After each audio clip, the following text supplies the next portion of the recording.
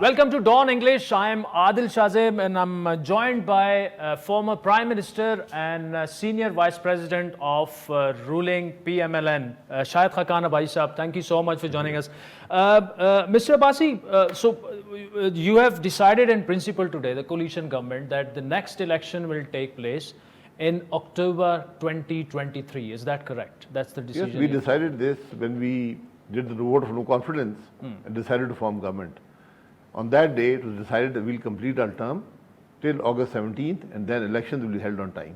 Right. So is there any possibility of snap elections, early elections? What if Imran Khan comes for another long march and, he increases his pressure? Snap elections are not a solution to anything today. In Pakistan, the constitution does not have snap elections. It takes 90 days for the elections. So, Imran Khan he has the constitutional right to do long marches and whatever, but if he interferes in the affairs of the government, then he has to face... But he has a very valid argument that after Punjab's by-election results, you have lost people's confidence and therefore you should go into elections. That's an argument that I don't accept. It's not a valid argument. 20 seats which PTI had won last time in the provincial assembly do not decide the fate of the federal government. So the federal government is here with a mandate of the people in an election that was stolen from it and which it gained through a vote of no confidence. So it will stay in power till it decides to leave. And it has decided to stay the whole course till the end of the term. You were expecting to grab at least minimum 14 out of 20 seats. So what happened in your opinion? What went wrong my for PMLN? personal expectation was, I have read these reports, my personal expectation was 11 seats. Right. So we did 6 less than that. So it's a disappointment and I think it's the will of the people. The difficult decisions taken by the party to save Pakistan's economy, definitely we have to pay a price for that. We expected to pay that price, but we still were hopeful that we will win more seats. That did not happen. Another factor, a major factor has been that the PMLN worker did not vote in the required numbers for a candidate who was their political opponent for several elections. Right. So the political factor, the economic factors which resulted in this result, but at the end of the day, these 20 seats belong to the PTI in the last elections, not to the PMLN. So it does not affect the balance in the provincial assembly as such. It could have affected it positively, but there is no reduction in the numbers that the PMLN had before. Right. So after the by-election results, PMLN and allies have lost the majority in Punjab Assembly. So why Hamza Shahbaz is still holding on to CM slot? No, you always, when you contest election, you hold on to the last minute.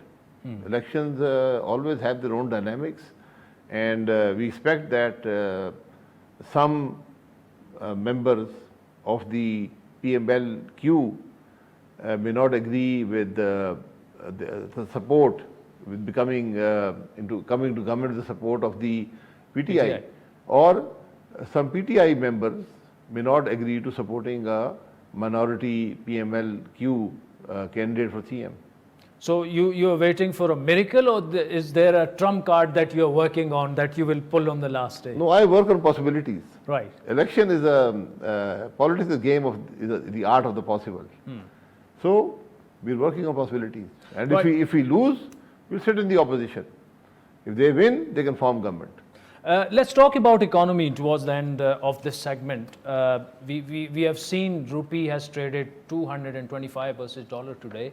And there has been news that you have signed the staff level agreement with the IMF, and there were some funds coming through friendly countries as well. But we don't get to see that stability required in the market. That's the real question. And I think the answer lies in political stability. The markets, the economy always requires political stability. So whenever we have hiccups like we had in this, the perception goes negative, and that is what has happened. It will come back. But I think there are lessons we learned here that we should all stay within the constitution.